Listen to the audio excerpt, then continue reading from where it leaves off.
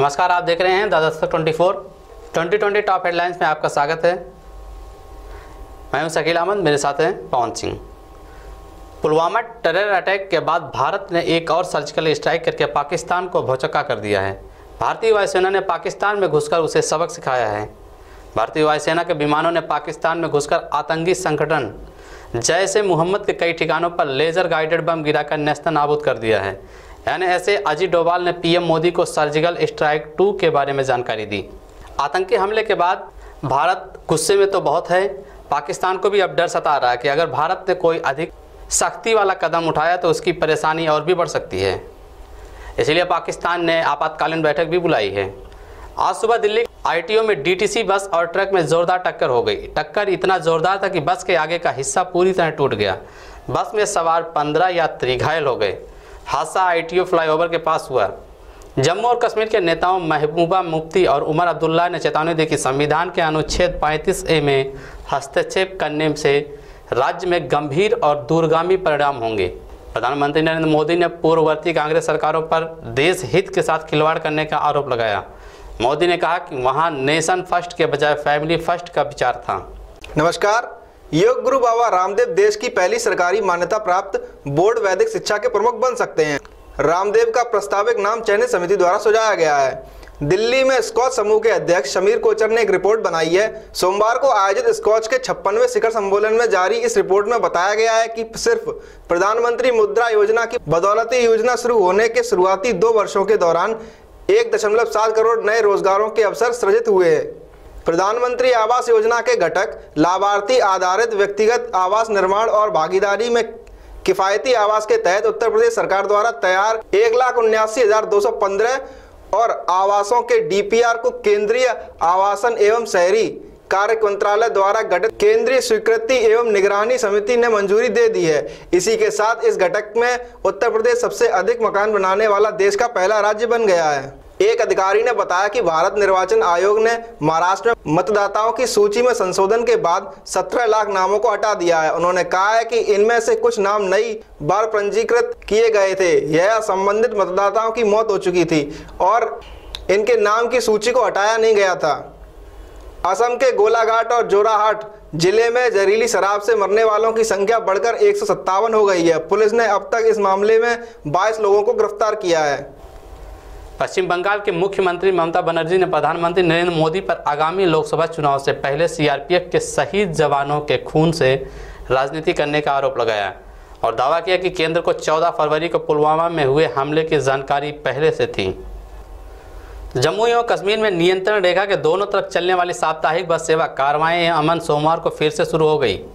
पुलवामा में हुए आतंकी हमले के बाद यह बस सेवा बंद कर दी गई थी।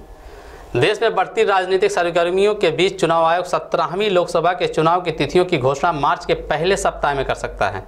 सूत्रों के मुताबिक महाराष्ट्र, उत्तर प्रदेश और जम्मू कश्मीर में चुनावी तैयारियों की समीक्षा पूरी हो जाने के बाद चुनाव आयोग मार्च के पहले सप्ताह में लोकसभा चुनाव की तिथियों की घोषणा कर सकता है। सर्वोच्च न्यायालय ने सोमवार को 2 से अधिक बच्चे वाले उम्मीदवार के चुनाव लड़ने पर प्रतिबंध की मांग करने वाली जनहित याचिका को खारिज कर दिया। पीआईएल में शीर्ष अदालत ने निर्वाचन आयोग को यह निर्देश देने की मांग की थी कि मान्यता प्राप्त राजनीतिक दलों के लिए यह अनिवार्य कर दिया जाए कि 2 से अधिक बच्चे वाले उम्मीदवार चुनाव के लिए पर्चा दाखिल न करें। पुलवामा आतंकी हमले की जांच कर रही राष्ट्रीय जांच एजेंसी ने एक बड़ी कामयाबी हासिल करते हुए इसमें इस्तेमाल किए गए वाहन और उसके मालिक की पहचान कर ली है। एनआईए के प्रवक्ता ने बताया कि इस हमले में मारुति इको कार का इस्तेमाल किया गया था। फरवरी में रिकॉर्ड तोड़ बारिश और बर्फबारी से उत्तराखंड में आम जनजीवन बुरी तरह से प्रभावित है, लेकिन इसके बावजूद अभी मौसम में कोई सुधार होता नहीं दिख रहा है। मौसम विभाग द्वारा आगामी 24 घंटों में प्रदेश के 8 जिलों में भारी बारिश का अलर्ट जारी किया गया है। पीआरसी के मुद्दे पर पिछले 4 दिन से सुलग रहे अरुणाचल प्रदेश में तेजी से हालात सामान्य हो रहे हैं। राज्य में आज कहीं से किसी हिंसा वारदात की सूचना नहीं मिली। राजधानी ईटानगर व आसपास के इलाकों में बेमियादी कर्फ्यू लागू है और इंटरनेट सेवाएं भी ठप हैं। उच्चतम न्यायालय ने मेघालय उच्च न्यायालय के न्यायाधीश सुदीप रंजन सेन की एक विवादास्पद टिप्पणी हटाने के लिए दायर याचिका पर उच्च न्यायालय की रजिस्ट्री को नोटिस जारी किया है। न्यायमूर्ति सेन ने कहा कि 1997 में देश के बंटवारे के साथ ही भारत को हिंदू राष्ट्र घोषित कर दिया जाना चाहिए था। कांग्रेस पार्टी के नेता ज्योतिरादित्य सिंधिया ने कहा है कि 2019 के लोकसभा चुनाव जीतने पर पार्टी संसद के पहले ही सत्र में महिलाओं को 33% आरक्षण देने संबंधी विधेयक को पारित करेगी। चेन्नई से कोलकाता जा रहे विस्तारा एयरलाइंस के एक विमान के इंजन में उड़ान के दौरान ही खराबी आ गई। कोलकाता हवाई अड्डे पर इस विमान के उतरने के बाद अब इसमें आई खराबी की जांच की जा रही है। इस विमान में 121 यात्री सवार थे। यूपी के जनपद मैनपुरी में थाना भोगांव के ग्राम लालपुर में पुलिस देर रात 9 बजे सुभाष के घर पहुंची, जबकि पुलिस को रविंद्र के घर जाना था। घर में उपस्थित महिलाओं ने पुलिस से मना किया कि यह दूसरा घर है, तो पुलिस ने महिलाओं के साथ अभद्र व्यवहार किया। देखें हमारे संवाददाता कपिल की है रिपोर्ट। वीना कुमारी राजपूत, ये जो कल का जो प्रकरण हुआ, पुलिस किसके यहाँ आई थी? मेरे घर पर आई थी।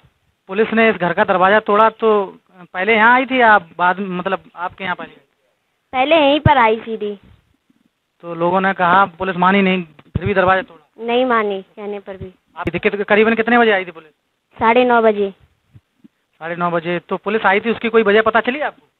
नहीं, कोई वजह नहीं पता चली। तो बेवजह आई थी क्या पुलिस? हाँ, पता नहीं, मुझे नहीं पता क्यों आई, उसने बताया भी नहीं, पूछी भी तो।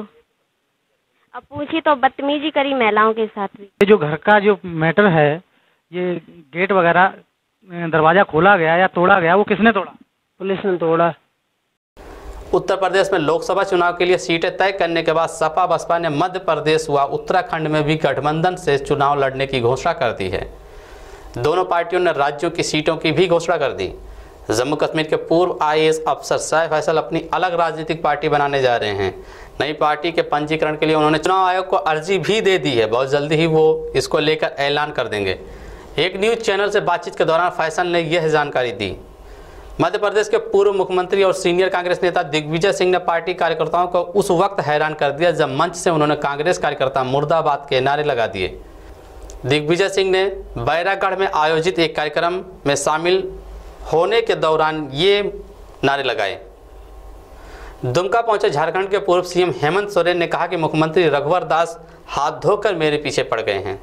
रविवार को भी मेरी जासूसी करने दुमका आए थे। मेरी जमीन जायदाद की जांच के लिए SIT से जांच करा रही हैं। रांची पुलिस को मिली बड़ी सफलता। गुमला में हुई मुठभेड़ में घायल 10 लाख का इनामी नक्सली गिरफ्तार। रातू थाना क्षेत्र के चटकपुर के पास से की गई है गिरफ्तारी। भारत में मासिक धर्म से जुड़ी वर्जनाओं पर आधारित film period end of states ने 91वें अकादमी पुरस्कार समारोह में डॉक्यूमेंट्री शॉर्ट सब्जेक्ट की श्रेणी में ऑस्कर पुरस्कार हासिल किया है। फिल्म का सह निर्माण भारतीय फिल्मकार गुनीत मोंगा की सिखिया एंटरटेनमेंट कंपनी द्वारा किया गया है। इलाहाबाद हाईकोर्ट ने एक आदेश में कहा है कि जूनियर सीनियर बेसिक स्कूलों में अध्यापकों की नियुक्ति में टेट की अनिवार्यता कानून पहले से कार्यरत अध्यापकों पर लागू नहीं होगा। 2010 से पहले से कार्यरत अध्यापकों के प्रधानाध्यापक नियुक्ति मामले में 5 वर्ष का अध्यापन अनुभव रखने वाले अध्यापकों की नियुक्ति अवैध नहीं मानी जा सकती। किसान सेना रिपब्लिक पार्टी के राष्ट्रीय अध्यक्ष सुशील कटेरिया ने कल पत्रकार वार्ता में कहा कि हमारी पार्टी लोकसभा चुनाव के लिए तैयार है। जल्दी प्रत्याशियों की सूची जारी की जाएगी। पार्टी बहुत सारे सहयोगी दलों के साथ मिलकर चुनाव लड़ रही है। पुलवामा में आतंकी हमले के बाद भारत ने आतंकवादियों को मुंहतोड़ जवाब दिया है। भारतीय वायुसेना की ओर से नियंत्रण रेखा के पार आतंकवादी कैंपों पर किए गए हमले में जैश ए मोहम्मद के कई कैंप तबाह हो गए। भारतीय वायुसेना के ऑपरेशन का हर कोई स्वागत कर रहा है। उस पर कांग्रेस अध्यक्ष राहुल गांधी का भी बयान आया है। राहुल गांधी ने ट्वीट कर इंडियन एयरफोर्स के पायलटों को सलाम किया है। उन्होंने अपने ट्वीट में लिखा है, मैं भारतीय वायुसेना के पायलटों को सैल्यूट करता हूं। उत्तर प्रदेश के जनपद बदायूं में विकासखंड कादर चौक के ग्राम रमजानपुर में गूंगे शाह की मजार पर 5 जनवरी से 3 मार्च तक लगने वाले मेला अब समापन की ओर है। इस मेले में हजारों लोगों की भीड़ रहती है। ये मेला स्थानीय लोगों के लिए बहुत महत्वपूर्ण है।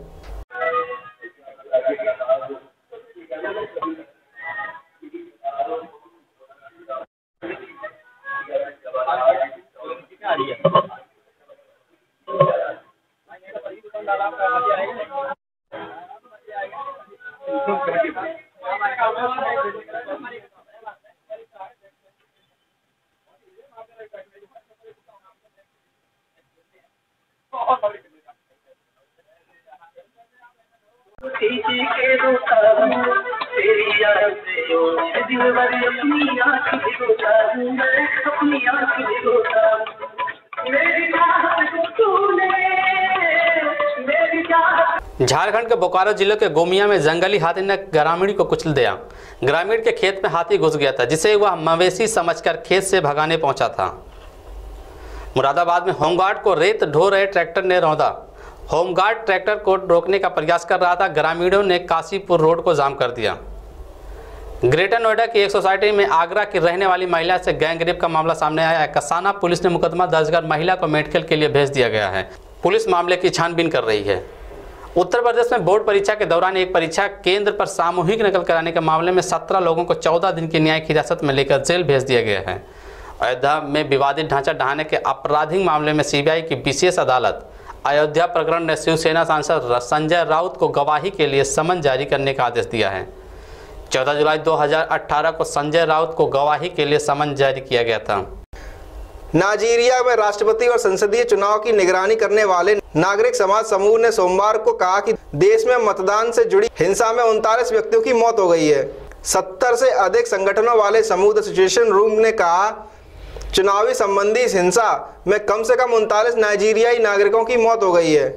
चीन स्टेट काउंसलर और विदेश मंत्री वांग यी ने पेइचिंग में निमंत्रण पर पाकिस्तान के विदेश मंत्री शाह मोहम्मद कुरैशी के साथ फोन पर बात की। कुरैशी ने वांग यी से भारत नियंत्रित कश्मीर में हाल ही में हुए आत्मघाती हमले पर पाक के रुख और संबंधित कार्रवाई के बारे में अवगत कराया। उन्होंने कहा कि पाकिस्तान को भारत के साथ इस मुद्दे पर वार्ता और सहयोग करने की इच्छा है और संकल्प है ताकि इस घटना की हकीकत का पता लगाया जा सके। भारत की ओर से पीओके में की गई जवाबी कार्रवाई के बाद पाकिस्तान में हड़कंप मच गया है। पाकिस्तान के विदेश मंत्रालय ने इस मामले पर आपातकालीन बैठक बुलाई है। पाकिस्तानी सेना के प्रवक्ता मेजर जनरल आसिफ गफूर ने कहा कि भारतीय वायुसेना बॉर्डर पार करके पीओके में घुसी थी, लेकिन कोई नुकसान नहीं हुआ था। पंजाब के शहीद परिवारों के लिए आ गया है बॉलीवुड अभिनेता सोनू सूद, दिए 5 लाख रुपए। सूद के साथ ही मुंबई के Guru Nanak mission high school के मैनेजमेंट ने भी पंजाब के शहीदों के परिवार के लिए सहायता राशि दी है। बॉलीवुड अभिनेता अक्षय कुमार से लेकर अमिताभ बच्चन, रवीना टंडन, सलमान खान, कैलाश खेर और अजय देवगन ने भी करोड़ों रुपए दिए हैं। केरल में चेन्नई मंगलौर एक्सप्रेस के 2 डिब्बे मंगलवार को पटरी से उतर गए। ये घटना सोरानपुर के पास की है। अभी तक किसी के हताहत होने की खबर नहीं है। ट्रेन स्टेशन पहुंचने वाली ही थी कि तभी यह हादसा हुआ। आप देख रहे थे आज की 40 बड़ी खबरें। ऐसी खबरें देखने के लिए हमारा YouTube चैनल सब्सक्राइब करें। नमस्कार।